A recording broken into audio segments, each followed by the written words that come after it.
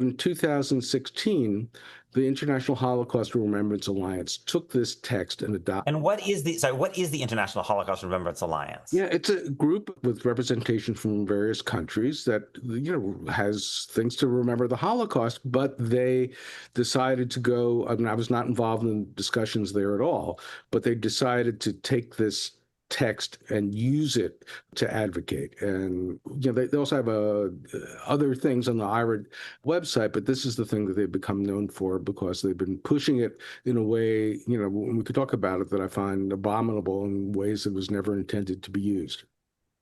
So the International Holocaust Remembrance Alliance is not an organization that I think most people know much about, except for the fact that they have this definition of anti-Semitism. So to go to what started happening in 2016, am I right in thinking that the reason this becomes so widely known and so widely adopted is not because of the strength of the International Holocaust Remembrance Alliance organization? It's because the Israeli government or other organizations that have more influence decide to basically adopt this and push for that. And why does that start to happen around this time? Okay, with the caveat that I was not in the rooms Yeah, there yeah, discussing that, yeah. my sense is this. The definition that EUMC put Mm, together as a working definition was, criticized by some. mm. And it was actually taken off the EUMC website for a while and then put on AJC affiliate websites and others as well to keep it out in the public sphere. But it was certainly under some distress. And I started talking out about how it was being misused. It was a conference, I think, 5 years after the definition was created. And I made a point of saying, wait a minute, this is being used by groups like the Zionist Organization of America and others to go after speech on campus. What they had done was said, we have new powers. There was a Dear Colleague letter in 2010 from the Department of Education that protected Jews and Sikhs and Muslims under Title VI, which protects from a pervasively hostile, objectively offensive campus environment. And they started citing what teachers were teaching, what speakers were coming to campus and saying they're saying things or may say things that violate the definition, and that's a Title VI violation, which is nuts. I mean, it was the absolute opposite of where I started at AJC, was working on campus issues. And one of the major takeaways from working with a bunch of college presidents, including Jewish college presidents, is that you don't have anything that smacks like a hate speech code, and people were using it that way. So, And this is before the IHRA yeah, had adopted. this is I'm seeing this in 2010. Right, because the IHRA doesn't adopt it until 2016, you said. 2016. So this is still the European group's definition. That's right. And actually, if you want to go into the weeds, there was a while where it became known here as the State Department definition, which is sort of the same text, but sort of a Cliff Note version of it.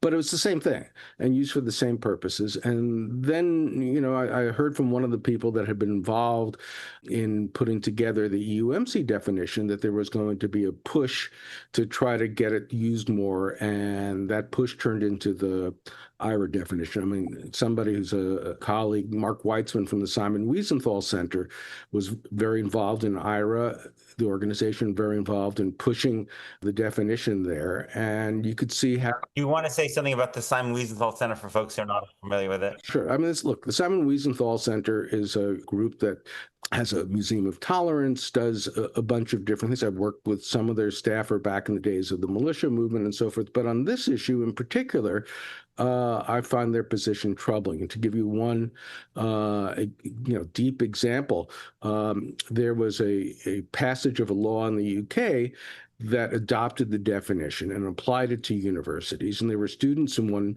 school that decided they were going to have an Israel Apartheid Week event. Whatever you think of Israel Apartheid Week event, I mean, it's speech, right? It's you hold a rally, you have signs, you make points, you could disagree with them, you can have a counter protest, whatever.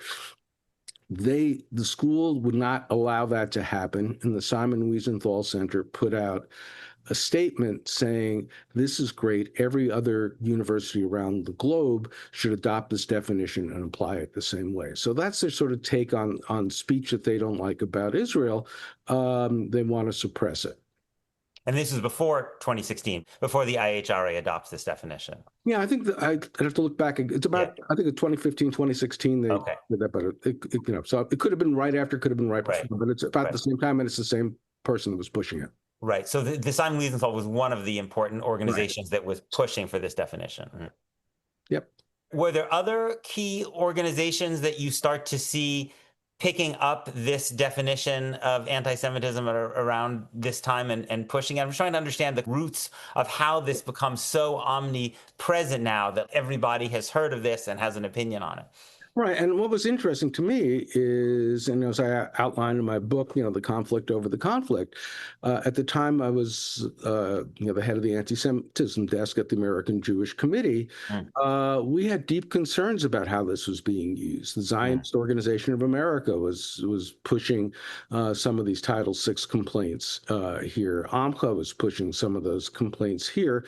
And, You could say these are, I would describe these as kind of right-wing pro-Israel organizations. yeah, right-wing pro-Israel organizations is a fair description. Mm, And so what happened was that we had an internal discussion about, this they were trying to shut down programs on colleges even before they happened based on yeah. who the speakers were and what they thought was going to be said, alleging that, it was going to violate the definition and therefore, in their view, Title VI.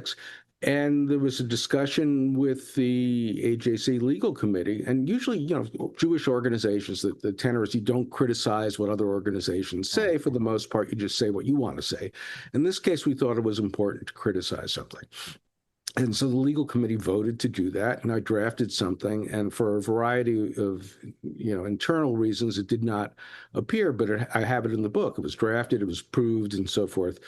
This is the American Jewish Committee criticizing other pro-Israel, because people should, if they're not, the American Jewish Committee is a pro-Israel organization, but they That's were right. criticizing other pro-Israel organizations for using this definition to infringe upon free Yeah, speech. if I recall correctly, there was going to be a program at Hastings Law School. And may not like what was going to be said either, but they have a Mhm, right to say it, right? mhm. So, and don't use the law this way.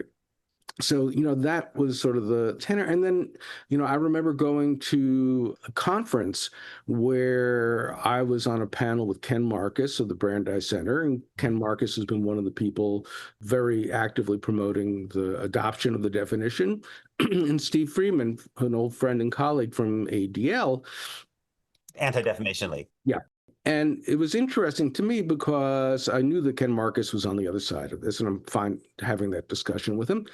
Steve Freeman and I saw 99.9% the same. This is not where you want to go. It's infringing speech. It makes us forget about all the other things that we should be doing to affect the campus climate because you have this handy-dandy speech rule. Nobody's talking about classes and training and surveys and culture and all those types of things because you have this, silver bullet that's supposedly this definition. How are you going to wield it?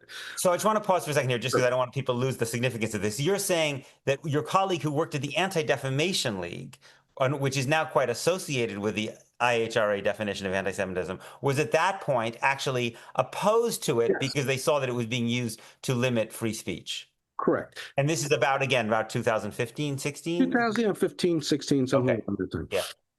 So flip forward, the legacy organizations, AJC and ADL, have now taken a different position. And I believe Jewish Currents covered pretty well the shift at ADL, which comports with what I've heard. Again, I wasn't inside the room, but anecdotally, that there was, after the election of Trump in 2016, there was a push from some of the funders that were upset at some of ADL's initial reaction to, appointing Steve Bannon and so forth. And one of the givebacks to some of these funders was, well, somebody told me that they said internally, it'll kill no babies if we push this legislation to adopt the definition. So they didn't see it as a horrible thing.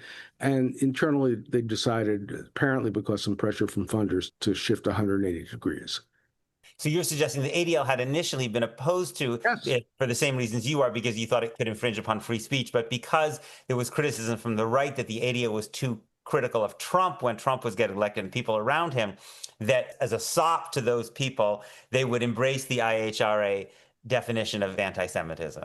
That's the story I heard. And it wasn't only Yeah. that it's just a matter of free speech. If that Yeah. was all, I would still be very concerned about it. Yeah. But What I'm concerned about is that when you go down this road, you really actually do a disservice to the university. You do a Mhm, disservice to Jewish students. I mean, mhm, there are issues of bigotry on campus. And mhm. the way you deal with it is, again, not to say you're going to have a definition of what could be said and what can't be said. That tells students that there's no place for critical thinking, especially on important issues. And part of this comes from the left too. People should feel safe intellectually. Well, no, I don't think people should feel safe intellectually. Hear things that you disagree with and fight back. This has been a free preview of my weekly conversation. If you'd like to hear the rest and support my work, please consider subscribing at peterbeinart.substack.com.